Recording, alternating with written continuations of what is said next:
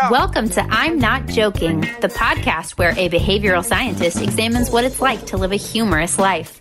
Glimpse into the lives of the funniest people in entertainment, business, and science as your host, Dr. Peter McGraw, explores their habits, motivations, and secrets to success. Get ready to fire up your brain and your funny bone. Now, here's your host. Welcome to a special dual taping of two podcasts. One is I'm Not Joking, the podcast that looks at the lives of funny people. The other is my newly launched podcast, Solo, the single person's guide to a remarkable life. I'm Peter McGraw. Today's guest is Kristin Newman.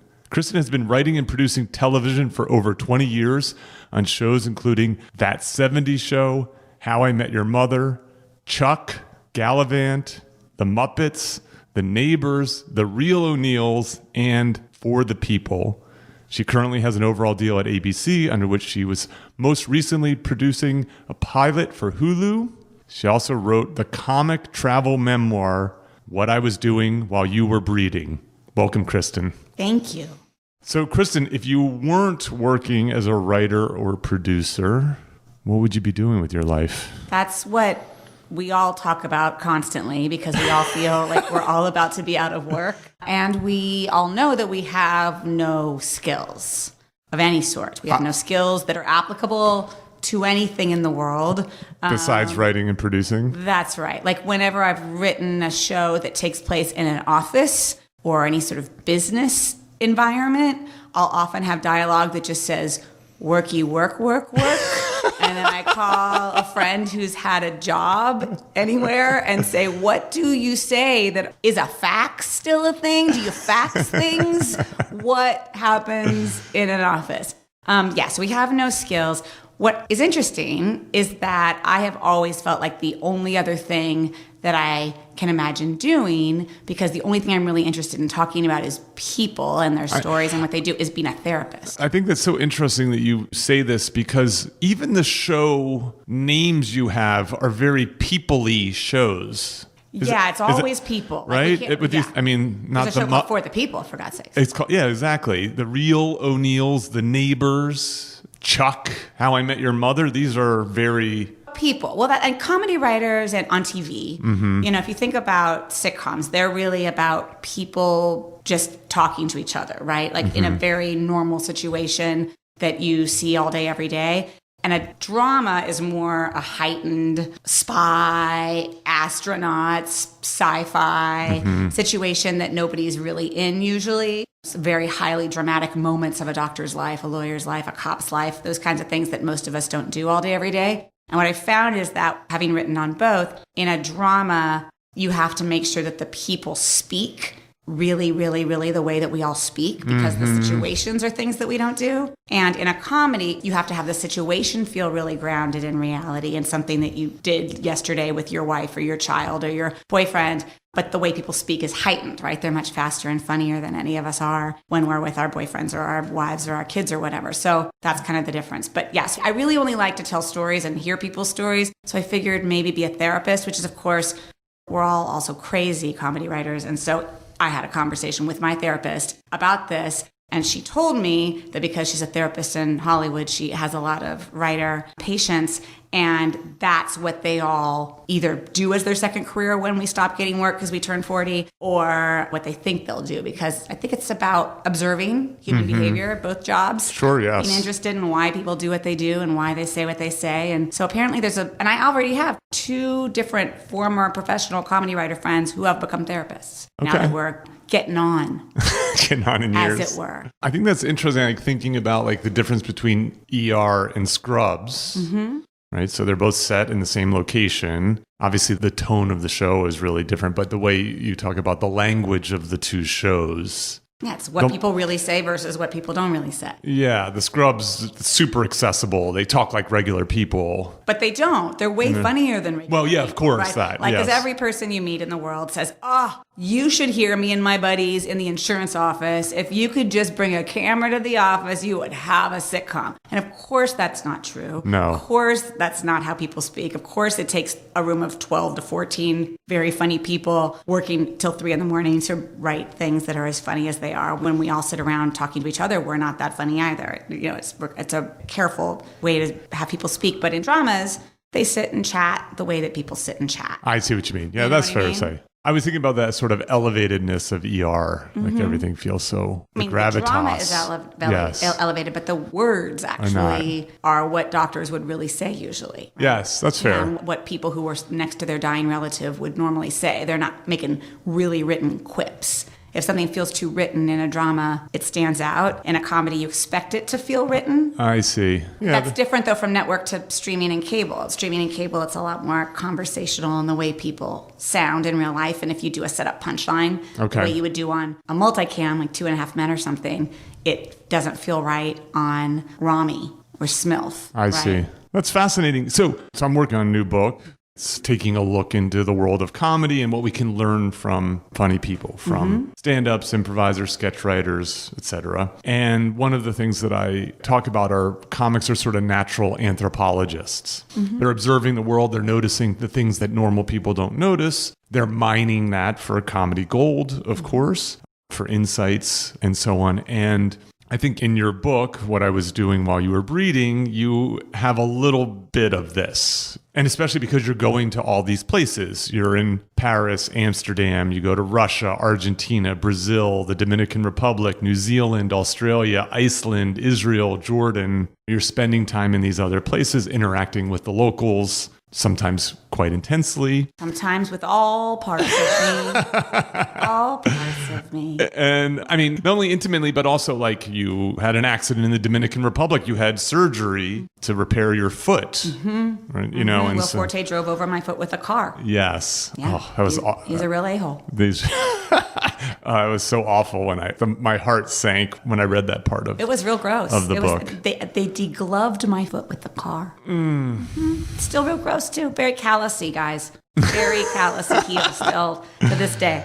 And you have a good memory. I know for facts. You also do a little bit of journaling. You mentioned this but you didn't set out. I actually have a terrible memory, is the truth. Is that right? How did you put all this back together then? Well, I have a 3-year-old now and I'm old, so it's getting worse for sure. But even then, I sent a lot of emails to people. And keep all of those. So it was a lot of going back to emails and some journaling, although I hope that for posterity, this sticks around for a long time because I really want to explain to my descendants that when they find my journals and think that I was a miserable person, that they know that I really only journal when I'm miserable. I don't journal when I'm happy, only when I need a pep talk or to work something out. So when I'm dead and you find my journals, you will think I lived a life of misery. That is not the case.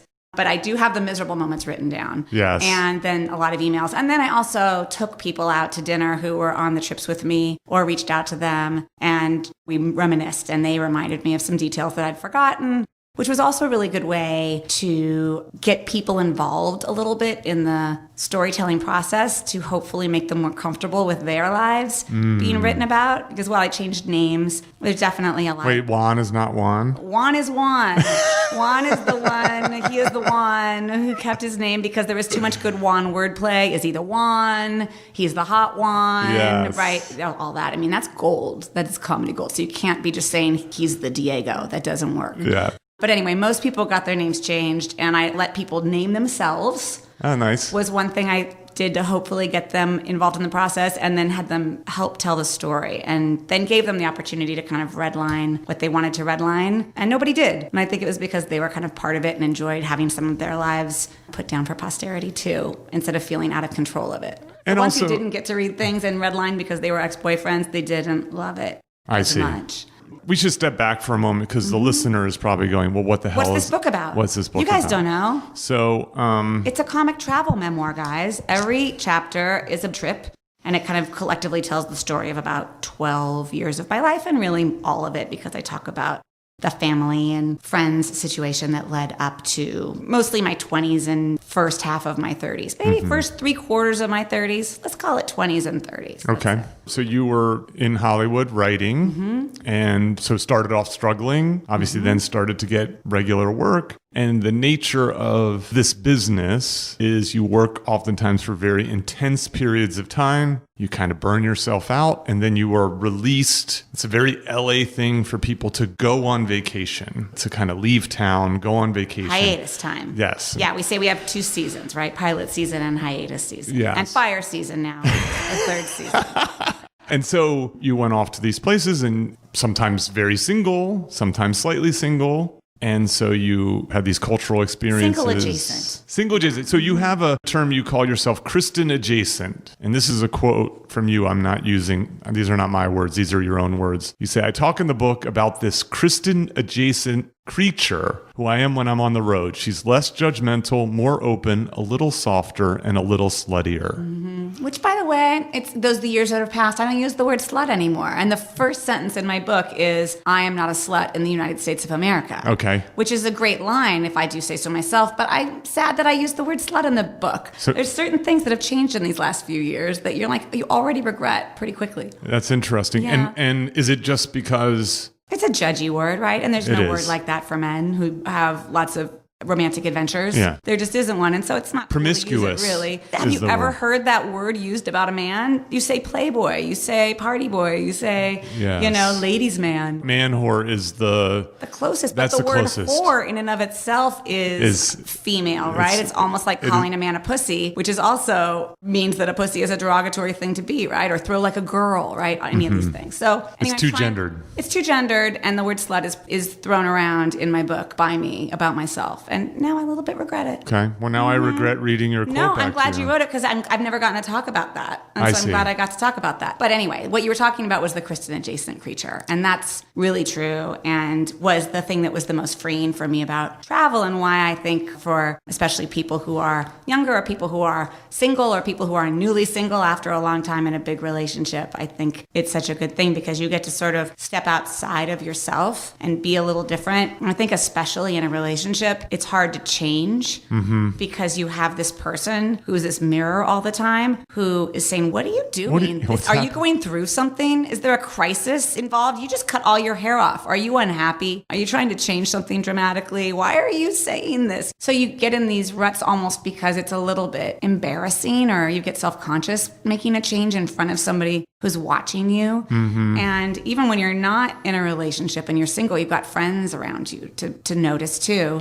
And when you go someplace and nobody knows you, you can just try on a whole new thing and nobody notices because they don't know it's any different than what you have always been. And that is when you can really grow, I think. Yeah, I think so too. Yeah, I like the fact that you say you're less judgmental, but you're also in a world that's less judgmental because they don't know how you were last week or last year or 10 years ago. Nor do they care. You're just the person in front of them that you're meeting at that moment in time. Nobody will ask you what you do for a living. You'll run around, be traveling together all over the world for a week, and nobody knows what you do for work, right? Like the kinds of things that we ask about right away in the United States. Yes. Just doesn't happen, and it's really all just about experiencing something together and, much more in the moment. You're the perfect person to be in a dual podcast, my 2 podcasts. But I was really more interested in how you live this solo lifestyle because I'm on the lookout for people who either are sort of committed to a solo life and as a result are living their best life, are taking advantage of the opportunity that solo living provides. Good for them. Yes. Good for you guys. You're doing great. Or may think of their single life as temporary, that they do have a goal, hard, soft, of partnering up. And that's the worst way to be single. It's such a bummer. I found that single's great when you want to be single, and single is such a bummer when you're hoping to end being single. I think that's right. I think that I don't like this idea that being single is seen as this liminal state. Me either. Right. And so what's very clear to me is that you didn't treat it that way. You're like, I am single. I'm going to make the most of this.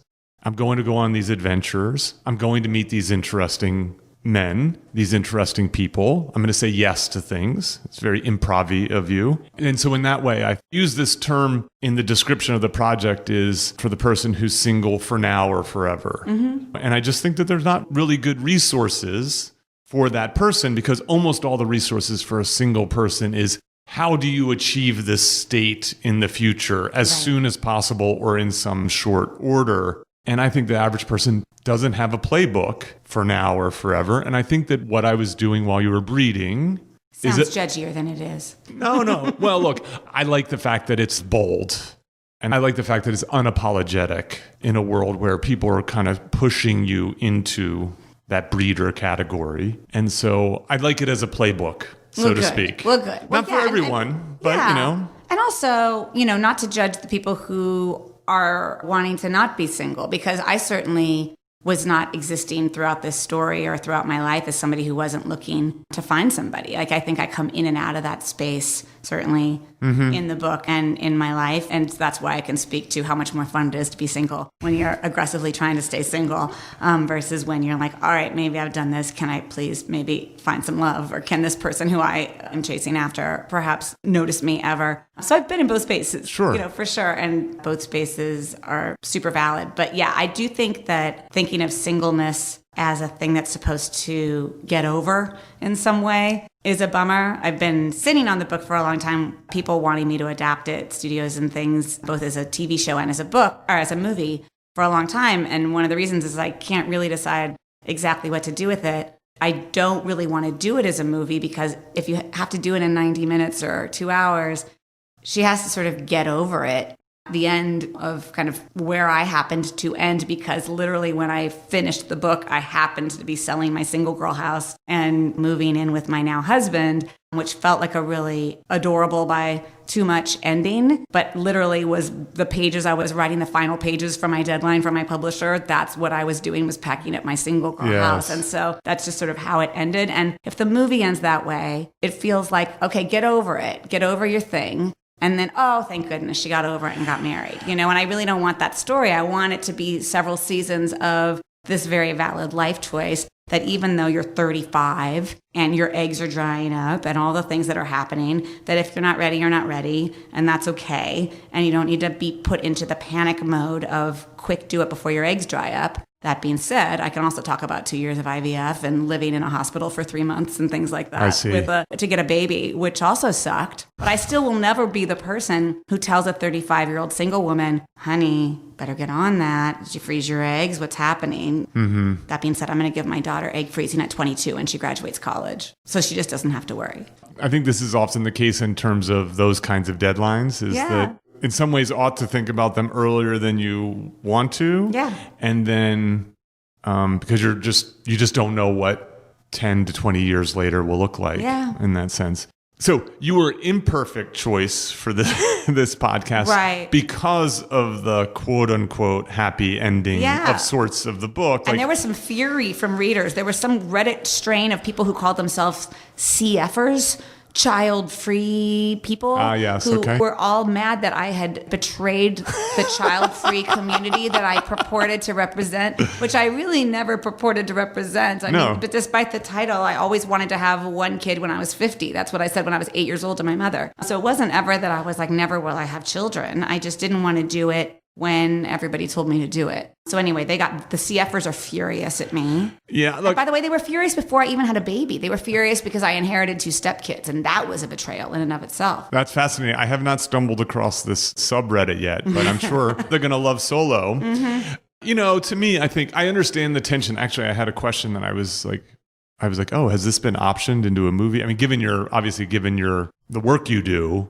well, she could do it herself. Mm-hmm. She doesn't need someone to come along. And I was going through my head thinking about, well, how do you manage? It reminds me a little bit of Breakfast at Tiffany's. Mm-hmm.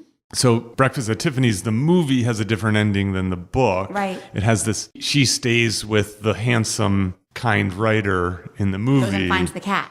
Yes. Mm-hmm. And in the book, she goes off to some Saudi prince or something like that kind of a thing, which is much more in character for Holly Golightly. Yes. But Hollywood likes happy endings. Mm-hmm.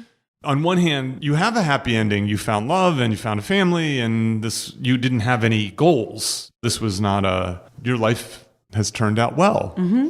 On the other hand, people might see it as as you were Sell saying, out. this Sold out the betrayal thing, yeah. of this thing. To me, I don't think it's here or there. I think that this is what happens in life, is we have chapters, and if we're good about closing chapters when that part of the story no longer serves us. Yeah. Yeah, there was definitely, like, in the book I write about the kind of moment on, like, a beach in New Zealand by myself with a beautiful waterfall and kind of adventures around me. It's been a lot of beautiful beaches. It's been a lot of beautiful men. It's been a lot of, like, waterfalls. Like, I kind of done it. There were years where every February or March I would break up with whichever boyfriend was around because hiatus was coming and I couldn't bear to bring them with me to Argentina or wherever, where it wasn't done yet. It just wasn't done yet. And then it was done. And that's okay, that you move on to a new thing. That's the purpose of the book, and the message of the book, I hope, ultimately, is that whatever you want is great. And if you wanted to have kids at 22 and that's the adventure that makes you happy, then sure, great, have that adventure. Because I have learned, it turns out, that actually, as boring as I found parents when I was single and childless, to actually have a child is actually the most interesting thing I've ever done by a long shot. It turns out it's not boring. It's just boring to hear people talk about children. It's terrible. I'll try really hard not to tell you stories about how adorable and ridiculous my child is because it's super boring. But it is interesting to have kids. And that's actually the show that I'm about to pitch this week. It's kind of a show that shows two lives. And I hope that what it comes out on the side of the goal is that there is no right road, and that both roads have joy and both roads have sorrow. And do you know the Chris Rock joke? He says there's only two options in life. You can be married and bored or single and lonely. Yes. And the people get in trouble when they want a third option. He's like, an interesting marriage is if your wife fucks your brother. That's an interesting marriage. But in the show, I want to tell that story, but also the other side of the coin, which is you can be married and loved or single and free. Yes. Right? There are also pros to both directions that you don't get on the other road. And you have to give up something you want desperately for another thing you want just almost not at all more, but a little tiny bit more. You have to give something up. I agree. And I appreciate you saying this because what I don't like is the idea that in a world of limitless options when it comes to how you want to dress, where you want to live, what car you drive, what cuisine you like, what music you listen to, which person to swipe on. Everybody's like, it's fine. Choose in the way that you want. Make you happy.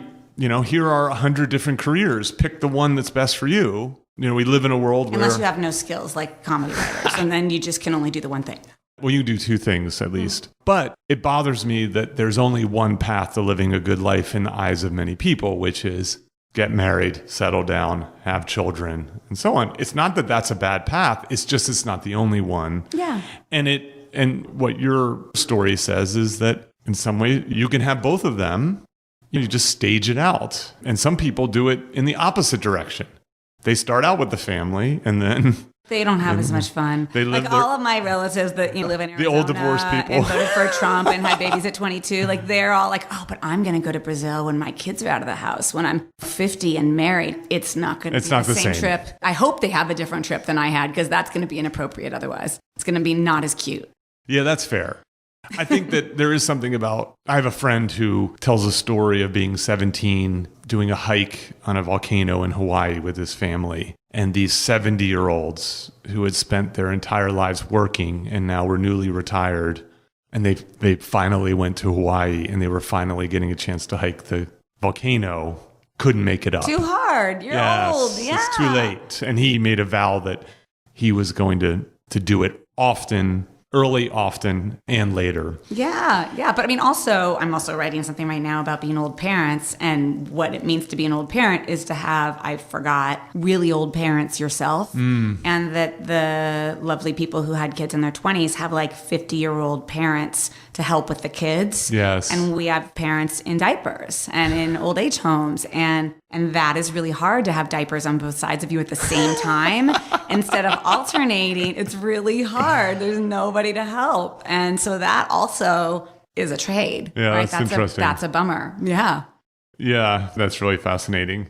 I want to talk to you a little bit about the travel stuff. So I also wrote a travel log. It's called The Humor Code. And it's laid out in a similar way, which every chapter is a different place. And it's designed to answer a different question related to comedy. Now, your book has done better than mine. It's funnier than mine. And I want to talk to you about some secrets about, like, if I were to redo the humor code. And if I were to redo the humor code, I actually would pull back on the travel and I would make it much more science-y. That's when I foolishly look at the feedback from the book. People, I know, it's a terrible idea. People want more science. But nonetheless, we wrote it as a travel log and it's a fun thing. So besides the fact that you're a funnier writer than my co-author, one of the things that I think is very striking about your book is how authentic it is. Like, you say things in there that all of it must be difficult. Like, you talk about reading your boyfriend's journal in it. Yeah, that wasn't great. I know. And obviously it makes for great theater. I had to tell somebody I cheated on them 10 years earlier because I wrote this book, right? Yes. Yeah. No, it's really, I didn't mean to write a memoir, first of all. I kind of backed into it by accident. Okay, tell me more. So staffing season comes up and you need writing samples. And people really enjoy reading an autobiographical essay because it's quick, gives you a person's voice really, really fast, right? So people have been saying forever to write down all these travel stories that I was telling at dinner parties, but I didn't really know what the take was. I didn't want to be like just a travel sex bragger, you know? I just didn't know. I feel like often you don't write about something well until you're past it. And you can comment on yourself and laugh at yourself better than when you're in the middle of it. And it actually feels big and real and valid to obsess about the things that later you'll laugh that you obsessed over. Okay. So you can't laugh at yourself as much and have a perspective and understand what the journey was as well. So basically, staffing season was coming up. I needed to kind of write something to use as a new sample. And what I write about this in the book, what happened, coincidentally, was that February, before the spring of staffing season, I met my new boyfriend's two sons, which I'd never dated anybody with kids before. And my stepmother died, leaving my three little half-siblings alone with my elderly dad with Parkinson's. And they were at that point 19, 17, and 11. Oh, wow. So I sort of got 5 kids on my lap the same month. And so I had the sudden sense that it was over. You've crossed a threshold. Yeah. And that I better quick write it down. And so I sat down to write a funny story about a trip. And then it was like a week and I had like 70 pages and 4 trips. And it was just this big hunk that was flowing out of me, I think in sort of a scrapbook sort of way. Like quick before I forget about it. Now that it's over, write it down, almost like a person does when they're 80 at the end of their life, to pass on their story to their descendants. And so I slapped, to make it look more legit for staffing, I slapped a title page on the top of it that said excerpts from What I Was Doing While You Were Breeding, a memoir, and sent it to my agent. And he said, "Oh, are you writing a book?" And I said, "No, I just wrote these," and like wanted to make it look legit. And he said, "Well, I think it's a book." And then sent it to a book agent who said, "Yeah, it's a book." And then they helped me put together the proposal, and I took it out, and there was a bidding war, and I picked the people who didn't tell me to change the title because they got it. And then I wrote the memoir. But then as I was writing the memoir, I kept writing kind of David Sedaris style travel stories. And the editor was like, people, when they read a memoir, want to know, they don't want just a bunch of funny stories. They want to know why you did what you did, what family life led you to make these decisions, what was happening back at home. You have an interesting career, write about your career. What was going on with these people? And so I like backed into suddenly having to dig into really personal, why are you the way you are stuff. And that was a struggle for 2 reasons. One, I felt like, who am I at 38? Nobody to write a memoir. I'm not Hillary Clinton. Who wants to read about my thoughts and dreams, right? So I have that kind of insecurity that leads to all of the self-deprecating comic stuff that makes all of us make jokes about ourselves all the time. And then secondly, it was so personal. So I spent a lot of time really wanting to be honest about it, because while the book is sometimes compared to Eat, Pray, Love, I really didn't want to write Eat, Pray, Love, despite the fact that I related a lot of times to it. Because I mean, she honestly didn't dig into a lot of things that were really true. She and her husbands were swingers. She never wrote about that, you know? She very publicly hid her divorce that was happening from the guy who she met in the last chapter of Eat, Pray, Love, because she was about to release a book on marriage. Yes. Right? So I really wanted to dig in and be super honest. And so I would honestly literally be sometimes in therapy in the chapters where I was writing about times that I didn't like what I'd been doing. I didn't feel like they were really great choices.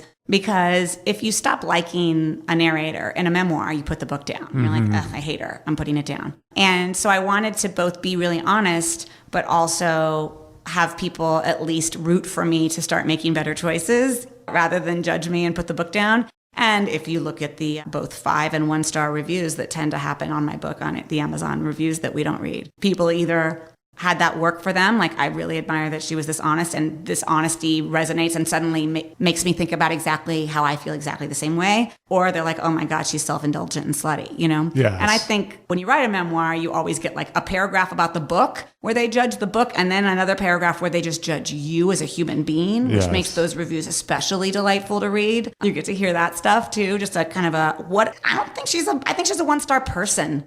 Like, maybe I give her 1 star just for her personality and value on this earth. So I tried to be really honest. And I always tell people, write a memoir even if you don't show it to another human, because of how much it helps you forgive yourself, I think, and really understand. And also sit down and go, holy cow, I do have actually a lot to say. And I have had a lot of experiences. Like, I kind of sat down going, wow, you know, with the last 10 years, I have friends who have gotten married, made 3 humans, done all these things. And I still am like on another trip, having another boyfriend, having another job, trying to figure out what I'm going to write next, or who I'm going to date next, or where I'm going to go next. And I haven't done anything. I haven't built anything. But then I wrote this book and I was like, oh, look it, I have done something. Making humans and getting married is not the only way to judge. Have you built anything with your life? Yes, thank you for saying that, because first of all, there's 9 billion of us. And so it's not that hard to make them, at least. I think to make them good is hard, but to make them is not that difficult. And so Unless it is. I had a really hard time. Well, that's fair. Touche. But I'm saying on average, you know, that kind of thing. So but I would argue sometimes it costs less than mine cost. Yeah. Yes. I would my argument, of course, is that no, of course, like, you were living a remarkable life. When you think about what is it that the average person does with their life. Yeah, I was super lucky what I got to do. That is, you know, like, not many people get to go to Hollywood. I love living in Los Angeles because it's a city of dreamers. It's a city of people taking a shot. The average person never takes a shot. Most fail, but at least they took the shot. Yeah. Then the people who take the shot and win, you know, to make it into a writer's room, that in of itself is remarkable. And then to layer onto it, leaving the country. Like, most Americans never leave the country, let alone to go, you know, to the far ends. And so the fact that you were able, then being able to document it, and in a way that I think, again, this is a playbook for people, you know, for someone who lives in a place that doesn't quite feel like they fit in, is ambivalent about, you know, starting a family, or certainly is like not ready for it now and wants to kind of quote unquote live a little. And so, you know, it's fun hearing you talk about this and the fact that you were brave enough to share it, because I know, as someone who writes and shares stuff, you invite criticism, and the sweet irony is the very same thing that makes people love what you've done is also the very thing that makes them hate, you know, what you've done. You definitely realize, I think, when you read enough reviews, that the review has much more to do with the reviewer. Yes. Usually, and kind of how what you've done frames what they've done. And I think that we're all that way. We all have our own, everything is perception. We all judge everything based on what we've experienced and who we are and what we've done, all of that business. I agree. Now, to be honest, I haven't read many of my reviews for the Humor Code, but I did read some of them because I want feedback. I want to know, like, well, what worked, what didn't work, and so on. And actually, the problem with the Humor Code was it's what I call warm tea. It tries to be something for everyone, and as a result is never the thing for anyone, you know? So in a world of people who want hot tea or iced tea, if you try to make everyone happy and serve them warm tea, you don't. You know, I think that...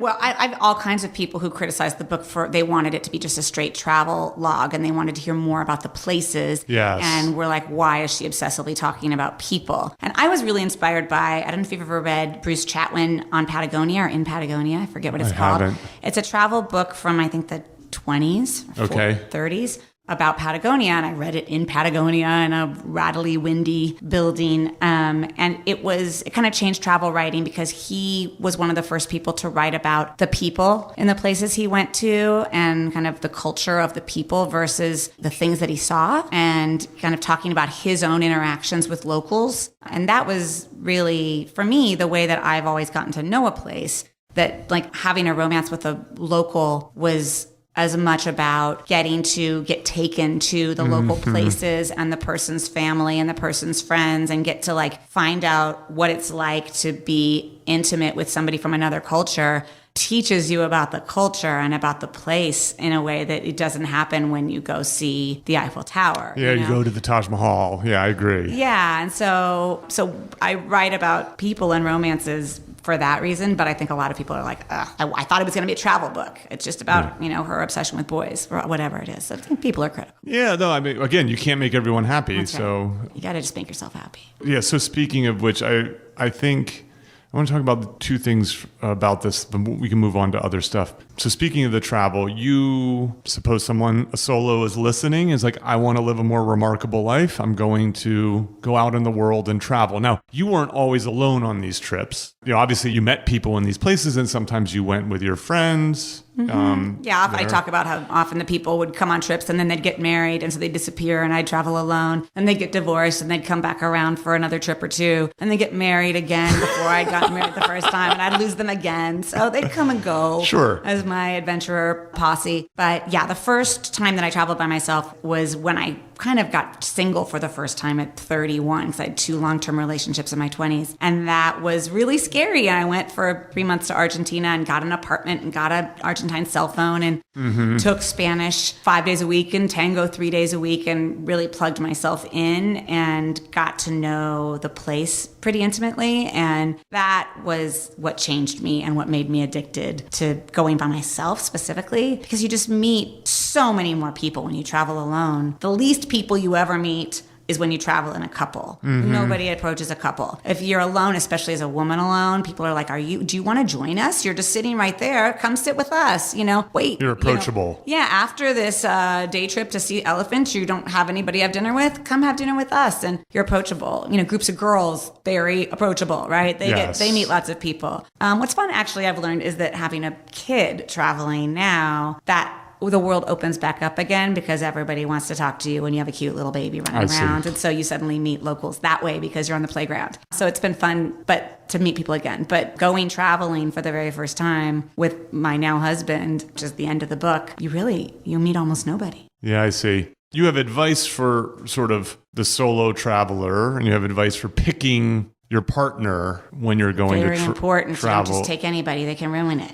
Yeah. So I've written down some of them. Great. Yeah, I'm very judgy about what makes a good travel partner. Read them. I don't remember. You tell me. So one is, and this is a very improv-y thing, is you're open-minded. You say yes to things. Yes.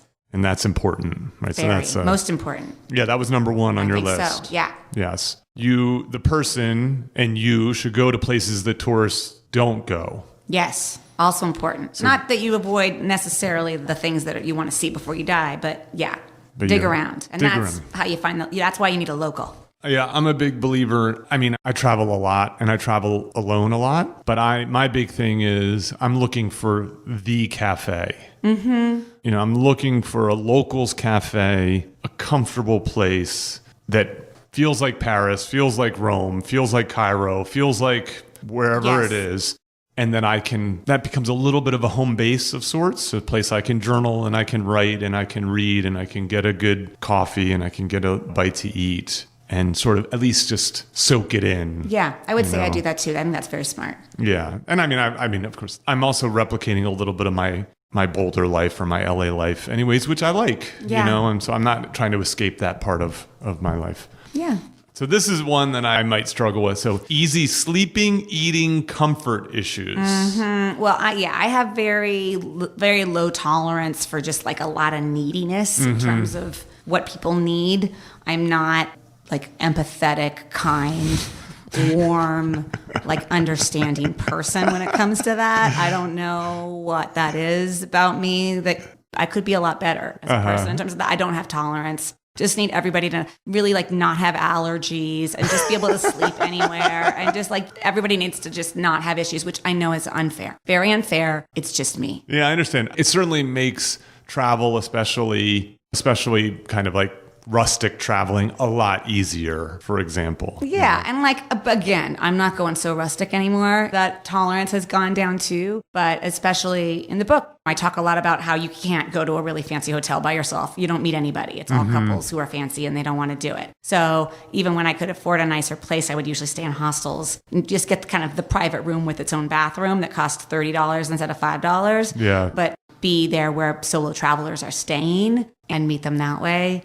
So somebody who kind of can't do that and only wants to go super fancy, it's harder to but do. also the other way, if somebody is in a really different financial position than you are and can only afford super rustic and you'd like to splurge on this something and you can't because they can't do it either, then that's going to bum you out too. So I feel like you have to be in the same space in terms of what your tolerance is and what your budget is. Yes, and I agree with that. I think that sort of compatibility, we'll get back to the meeting people in a moment. So this is another one, and this is related to this, is you talk about letting your travel partner go off and do other things. Yes. Right? You don't have to be together for 24/7. And I'm the master of this, which is I'm going for a run. You don't need to exercise. You don't want to exercise, but I'm not going to not exercise. Or I really want to go see this museum. I understand why you don't. You know what I mean? Like, yes, I'll see you at 4:00 for happy hour. Yes. You yeah. know. Yeah, I think that's good. Yes. Especially if they're somebody who, if you've accidentally ended up with somebody who takes a long time to do all of the things that I need them to be doing quickly. Like if there's just sort of like, I'm going to sleep until noon and then I'm going to take a slow bath and then I'm just going to, and you're going insane waiting for them. Yes. I've done that too many times. You just have to go, you live you, I'm going to leave. Yeah, I think that, like, I mean, to me, there's a few others of these things, like blending in with the culture, going with the flow, and so on. To me, there were sort of three overarching elements, and I think that they're useful as a single traveler who is bringing other people with you or together. So the first one is like having some compatibility to begin with. You need some foundation. You see the world in the same way. Your beats in the day are sort of similar. You don't have someone who has very narrow eating needs. And to the degree that you don't have compatibility, you're comfortable saying to each other, I'll see you later. We'll catch up in a mutually compatible fashion. And then you go have another vegan meal. Go right ahead. That's right. I'll see you later. Yes, I'm going to have, yes. Right. I'm going to have more pork. And the last one is, how do you treat these places and these people? And a big part of it is, it sounds to me, and I agree with this, is moving beyond being a tourist and moving into the world of being a traveler. And I think that that's good. I actually do trips sometimes with others. And I did a trip in Barcelona with two friends, both single. He lives in Switzerland and does like pharmaceutical marketing. She's a friend from Boulder who's in Luxembourg teaching, and they didn't know each other, but we all came together, rented an Airbnb, and had a long weekend trip together in Barcelona, and it just worked perfectly. Awesome. You know, because of the things that we're talking about here. And it's a nice alternative. Some people don't like to travel alone, and some people don't have a partner to travel with. That if you can put together that team, it felt like a team. In a sense. For sure. And I mean, I think there's also, if you don't like to travel alone, I feel like there's all of these ways that you don't actually end up traveling alone for very long. Like, for example, signing up for day tours, that are going to take you for 8 hours to do something that it's hard to do by yourself because it's a long drive or because it's an adventure-y sort of thing that requires river rafting or, a guide of some sort, or it's just go for the day with a group. Yes. Because you spend 8 hours or 6 hours or something, you all meet each other, and then suddenly you've made friends to have dinner with and go to drinks with, which as a woman is the harder part, dinner and drinks, right? Bars are hard. Yes. Harder as a woman by yourself than it is for a man. So I feel like either doing that or an entire trip, like a trekking trip where you're spending 5 days trekking hut to hut with a group of people. Those are often solo travelers that come together. We did the Milford Trek in New Zealand that was 5 days. Yes. I mean, it was almost exclusively single travelers, but I have friends still from all over the world who I've stayed with and who have stayed with me from those 5 days of just walking. Yeah. And if you wanted to be 5 minutes behind everybody, you walked alone all day and saw them in the lodge. And if you wanted to pick up the pace a little bit and just, or slow down the pace to be walking with a group, you could chat with people all day. And it was this perfect meld. So I feel like little tours like that aren't driving you around, from location to location sort of thing, but either day trips or adventure trips like that, I think are a really good option for solo travelers who are nervous. Yes. I'll add 2.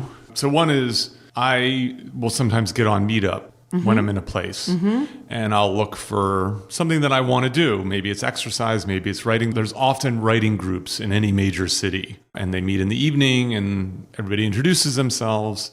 You do some bout of writing. Awesome. I've been so sad that all of my singlehood happened before apps. Like, God, would life have been so much easier and different if I could have Tindered anywhere in the world or Meetup or any of the things that you can do now. It's so awesome. Yeah, that's the second thing I was going to ask you is your book was pre-dating app. So almost everybody you met was in real life. All of them. Yes. Everybody, yeah. And so, nowadays, the other thing is you can land in a place and fire up an app. I know. And so easy.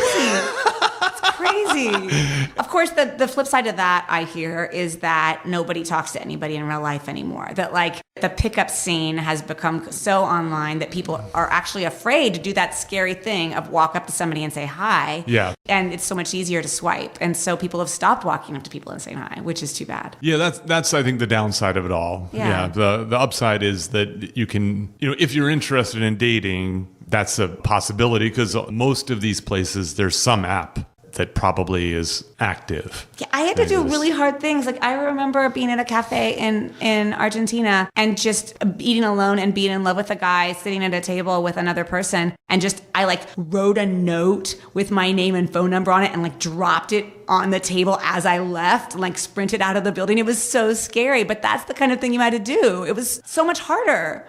Swiping is delightfully easy. Yeah, it's interesting because I like in real life. I like meeting people in real life because, first of all, they look like their pictures because... And if there's chemistry or not. There they are, yes. I did a lot of online dating, and I feel like 95% of the first dates, even if they looked exactly like their picture, there just wasn't chemistry. Yes. And you waste so much time.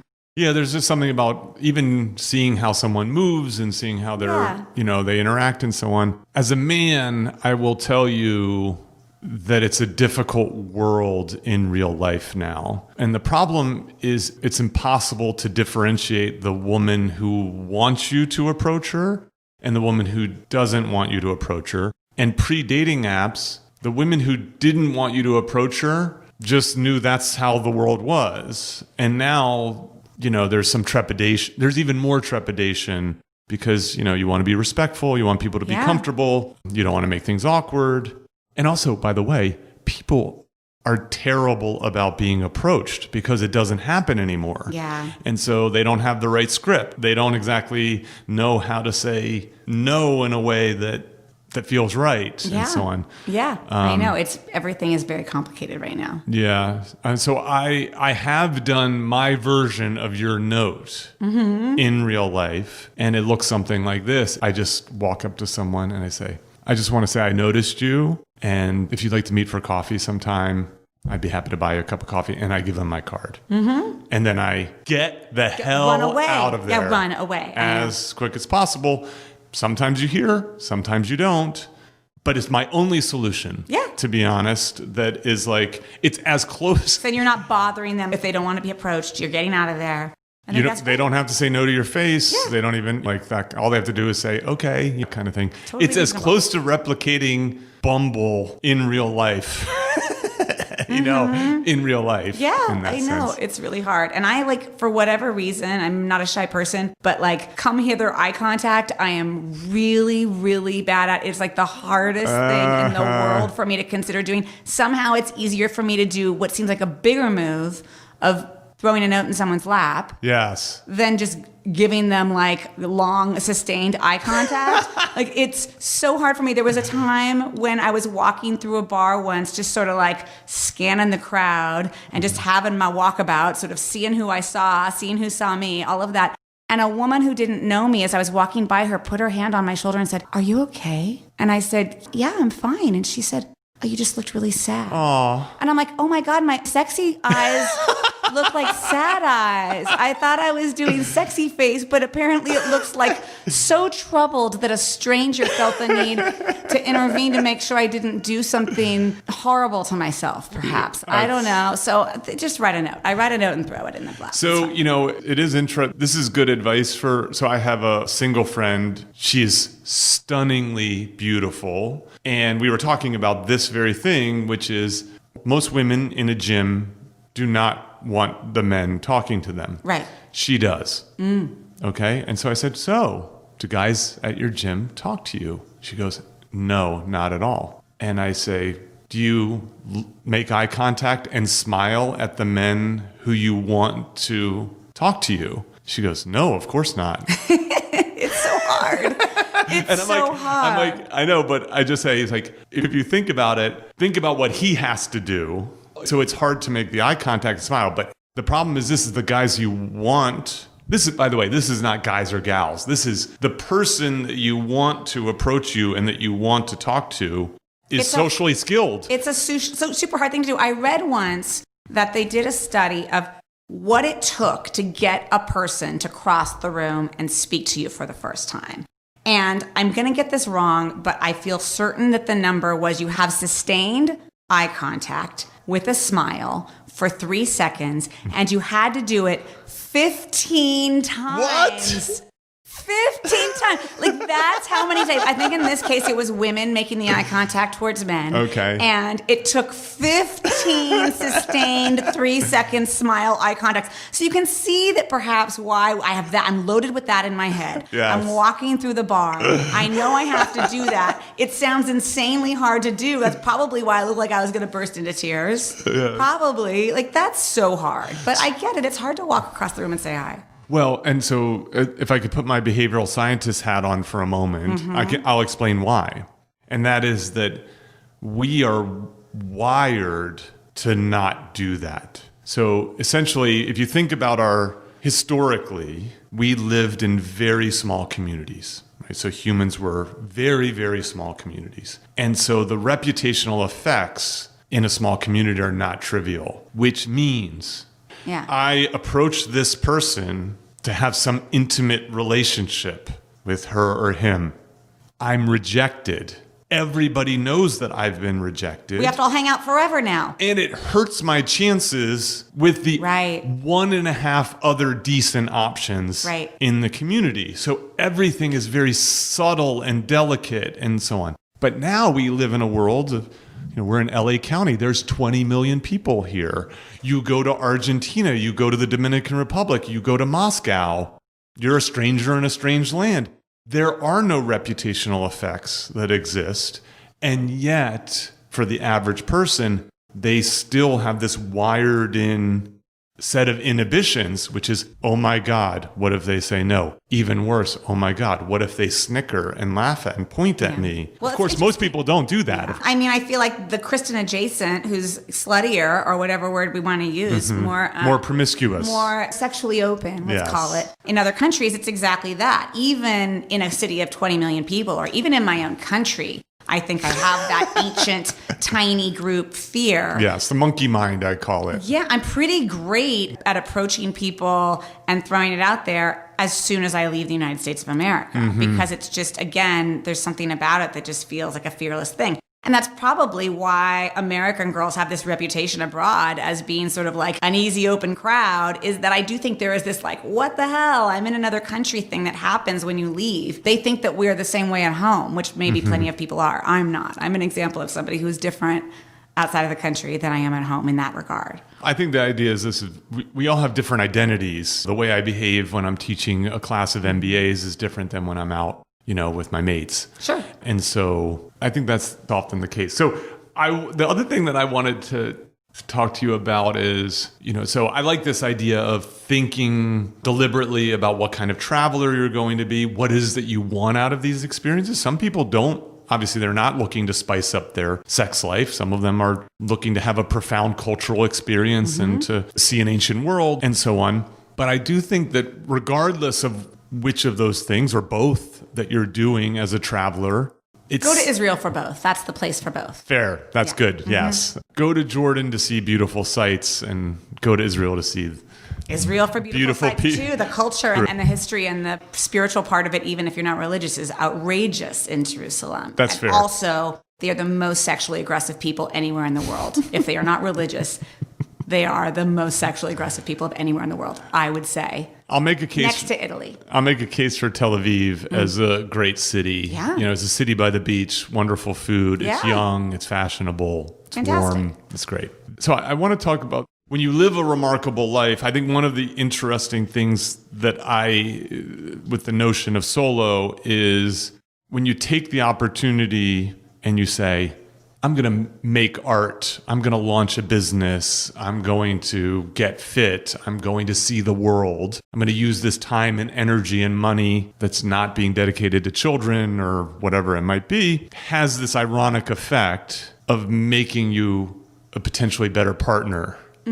And so now being married and being a mom, do you find that to be the case? Like, do you find that your stage in life that you're in now has been enhanced by living this remarkable solo life in your 20s and 3/4 of your 30s? For sure. I mean, there's a few reasons. I mean, one is my husband is very sweet and says he wishes we met earlier. And I'm like, no, we wouldn't be together then, for sure. Like, I wouldn't have made a good choice earlier, which is him. I would have made worse choices. So that's the good news, is that you were more ready for this style of relationship. Yeah, I knew better how to make a better choice. So that was a big deal. But also I really thought I was going to be the person who said, who's going to take my 3-month-old so I can go to Thailand for 3 weeks? I really thought that was going to happen. Either that or that I was just going to go hike Nepal with the 3-month-old on my back, which is not even where you put 3-month-olds. Yeah, you put them on your front. I was going to say. Exactly. But these are the kinds of images I had in my head. And it's been a real, I don't know if I want to call it a struggle, because it honestly hasn't been a struggle. It's just been a kind of awakening that makes me go, I have to figure some things out, is that I didn't want to do either of those things. Over 3 years old, I took one 3-night trip last year for the first time that I forced myself to take because I thought it's definitely time to go on a girl trip. And maybe my husband and I have gone away twice for 1 or maybe 2 nights. I just don't want to leave her, and I forced myself and do it. We have taken her to Spain and to Ireland and to Mexico and to New York, and we've done that, which is good, kind of, but also is just exhausting. I cried in Ireland a few times this trip over, like, why are I'm so tired and sad and want this to be over. At one point, I thought we had 4 days left, and I'd forgotten a whole city, and we had 6 days left, and I just started to cry. And I'm a person who spent several $1,000s in my life on change fees for airlines because I'm extending my trip. Yes. Often I'll pay that change fee 3 times on the same trip because I'm like, nope, not ready to go yet. Nope, not ready to go. A 3-week trip to New Zealand turned into 6 weeks. Yes. This is what I do. I was like, what do we need to pay to go home 2 days early? I'm going to die. So, do we want to keep traveling with her or not yet? It's hard. It's going to get easier. But that being said, all of the resentment that I feel like I would have when my friends go off on safari and I don't go because my child would get eaten, and I also don't want to go on safari and leave her here. I think that would be big if I hadn't done the adventures already. And I feel like having had the experiences already is what makes it okay that I'm not wanting to do them all. And they're still having adventures and we're still doing some stuff, but it's really different. And I didn't know it was going to really change as much. I always said I was not going to be the people who gave up and just went to Hawaii for 6 years when you have kids and just go to a hotel, because it's just not my kind of travel. But man, is it hard to be hopping around with a person who's screaming at you about putting shoes on, taking shoes off, and just getting to the train on time and getting to the plane on time and checking in and checking out. And you're on a little boat with people and she's screaming and you're ruining their time. And It's a lot. I know this because I see those people. Yeah. And I mean, she's queen of the pubs. Like, this child could dance. Like, an old drunk Irishman gave her all of the money from his pockets because she was dancing so hard and drumming so hard in a little trad sesh. But still, she's 3. That's cute. It sucks. I get it. Yeah. They ruin vacations. Let's be honest. They make some things better. They ruin vacations and flights and dinners at restaurants. Yes. They ruin them. Yeah. So you're saying there's some, what I hear you saying is there's some ease that you have that letting the things go that aren't happening right now for a little while. I think I'd be really sad and resentful. You're like, yeah, I'm in Ireland. I don't want, why screw this up? Yeah. I see. That makes good sense. I have one other question about that's related to your comedy writing, but before we go kind of off that, is there? So it's been a while since this book has come out, and you've settled into 6 this years. new life. I'm curious if there's any more insights that you've had about how people have reacted to it. I don't think that there are that many good resources for single people, single women that provide an alternative narrative. Like, I mean, obviously you had Sex in the City, was obviously a big deal and so on. But I'm just curious about the kind of attention, feedback. We've talked a little bit about some of how polarizing it is, but I'm just curious if there's anything more to it that you didn't anticipate or this just sits with you as you reflect on it. Well, like, the joy of it has been that I still am all the time getting people tweeting pictures of my book on their knees next to a cocktail on a beach all over the world. Nice. And that people are finding it in dog-eared copies in hostels all over the world and sending me, I'm getting like pictures of them. goosebumps. Yeah, That's nice. It's very wonderful. And along with that, people saying, I'm here right now by myself for the first time ever because I read your book. And people really doing that a lot and telling me about it a lot is pretty magical. Mm-hmm. There's also this amazing thing that happens that tells me a big story, which is I sell the same number of books every single week. That's apparently the unusual thing. It wasn't a gigantic, huge seller, but I've sold the same number of books every week for 6 years, which is apparently not a thing. Is that like a referral-based model? I think so. Yeah. And so it's added up to, 25 or 30 printings in 5 languages it's been translated into and all these things, because I think it's just like the same women the same people are saying to somebody else, read it. And I'm also getting a lot of, I got it 8th. I'm the 8th person to get this copy, and that's been fun. But there's these spikes that happen in book sales that are not the exact same number. And it happens in June when people graduate, usually from college probably, and people buy it before they go on a summer vacation or after they graduate and are kind of going to start a new chapter. It happens at Christmas, which makes me happy that people are giving it as presents. Yes. And it happens on January 1st, which makes me think that a lot of people broke up or are sad or trying to have a New Year's resolution, start fresh situation, and think of my book as part of that, which is amazing. And there's a spike on Valentine's Day, which is girls buying it for their girlfriends as it's okay, don't be sad that you're single. And so that story that it tells me about how women who are reading it are relating to it, which is mostly women, let's be honest. Yeah. I enjoyed it, but it was not written for me. Yes. It's mostly women. It makes me so happy that is part of the story. I Skype with book clubs who read it, and I went to Northwestern, and I Skyped with a book club in June that happened to be a group of Northwestern seniors who chose the book before they found out that I went to Northwestern. And then when they saw that, they reached out to me. And so I Skyped with them, and it was the week before they were all graduating. And it was a group of these women and then a couple of their moms who were already in town for graduation that also read it and came to the book club that I got to Skype with. And it turned out that one of the women literally lived in my senior year house. And so they took a picture of all of them in their caps and gowns on my porch from my senior year and sent it. And that was amazing. And it was all of these women about to go travel by themselves or try to figure out how in God's name to get into Hollywood, because it's Northwestern's a lot of RTVF, radio, TV, film people. So yeah, that dialogue with women going through that in their lives has been amazing. But it's also been book clubs of people who had kids and are married, and it's just fun to read about a different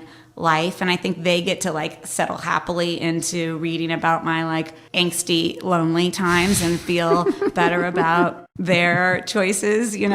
Everybody can find a way to feel good about their choices, I think, depending on which pages you read.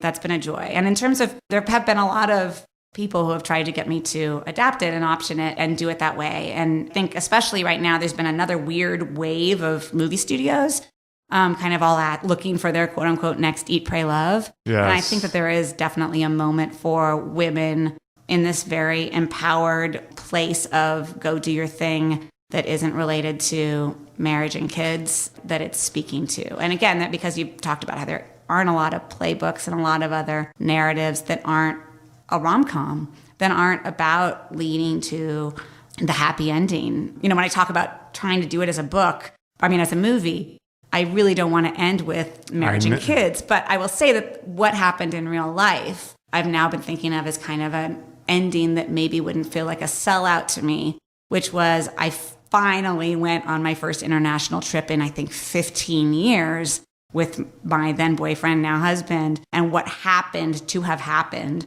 was that the new passport that I had to get right when I took my very first solo trip to Argentina, and it was this picture of kind of me sweaty, kind of after a night out with a young punk rocker, taking in my passport photo. That passport got filled up in the prior trip before I went on an international trip with my new boyfriend. And so I literally had to get a new passport and put aside the passport that had been filled up with my single girl trips. I see. And get a new stamp somewhere with him.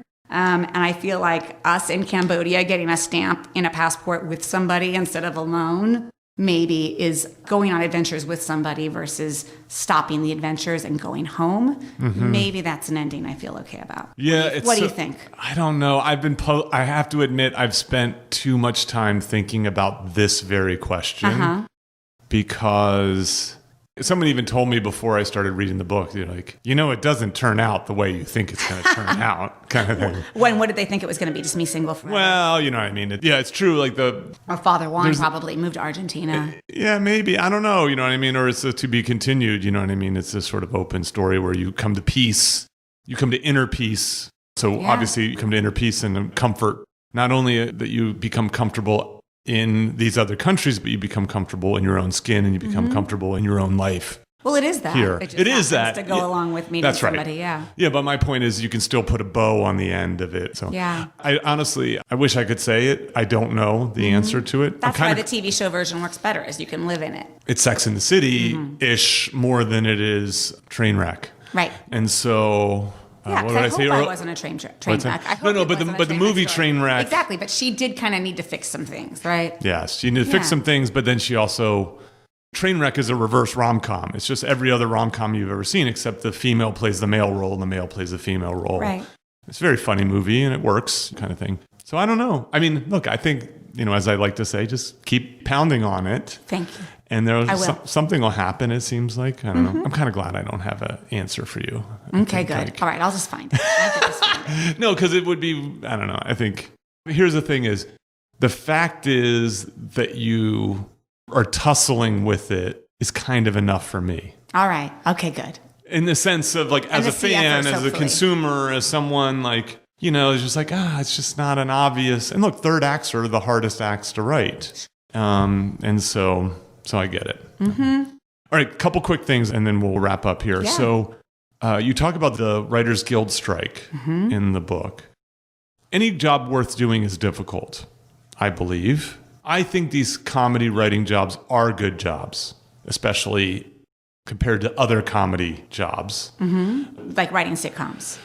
Writing sitcoms, you know what I mean? It's a robust work environment, it's smart people, there's lots of laughs. Yeah, it's a grind. Yeah, it's uncertain. I get it. Mm-hmm. But also, it's to me, writers make Hollywood go. Mm-hmm. They're the engine. We tend to think about stars, but really it's writers that make Hollywood go. And the best argument for that is when the writers decide to strike.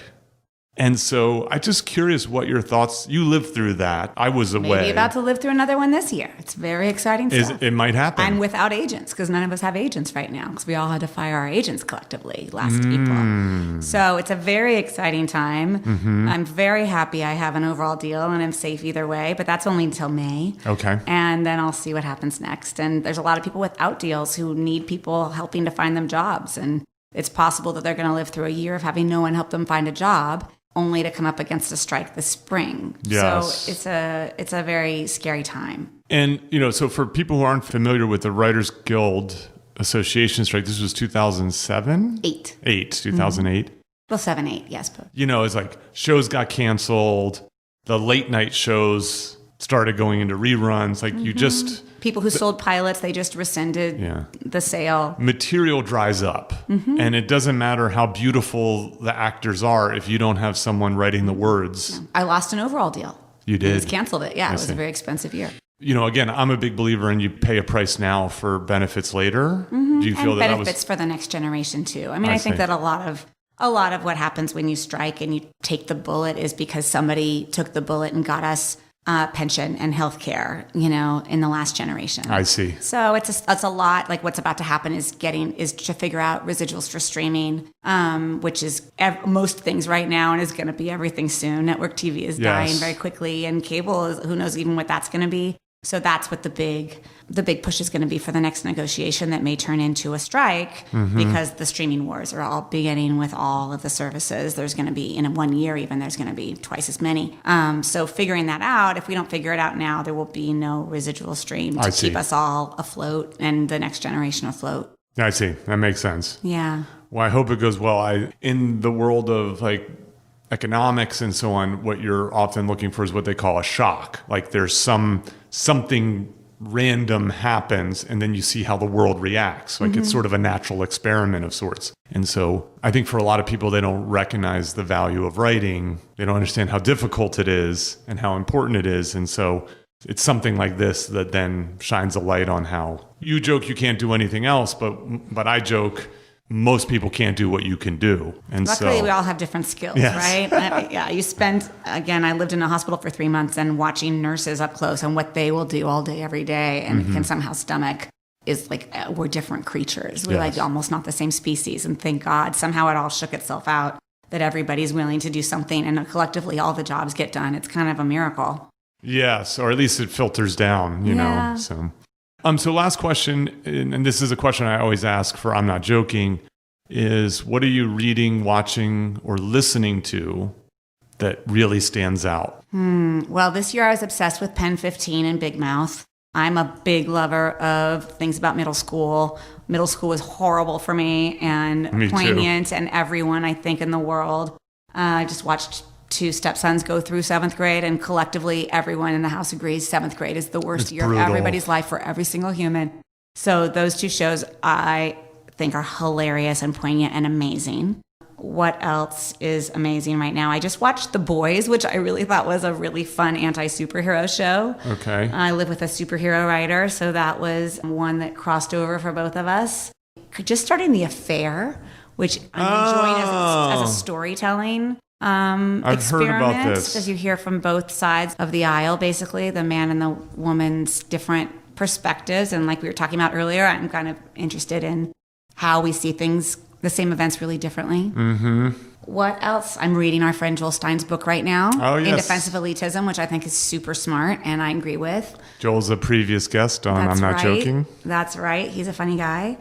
That's a lot. That's a lot of things. For someone who's producing a lot of content you're consuming, that's good. I just helped produce a pilot for Hulu called The Ms. Pat Show, starring this comedian named Ms. Pat, and she has a book called Rabbit that I'll plug that is her life story that is one of the most remarkable life stories you will read. It's her growing up on the streets of Atlanta in a really, really, really, really, really hard environment. And the story is kind of an amazing one in terms of how a lot of Black girls and women are growing up and living here in such a different way than so many of us. It's very, very heartbreaking, but very funny too. She's very funny.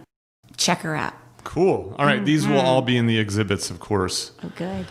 Kristin Newman, thank you so much for doing this. This is a first. I've never done a dual podcast. I've never crossed over before. Yes. This is exciting. Hi to everybody.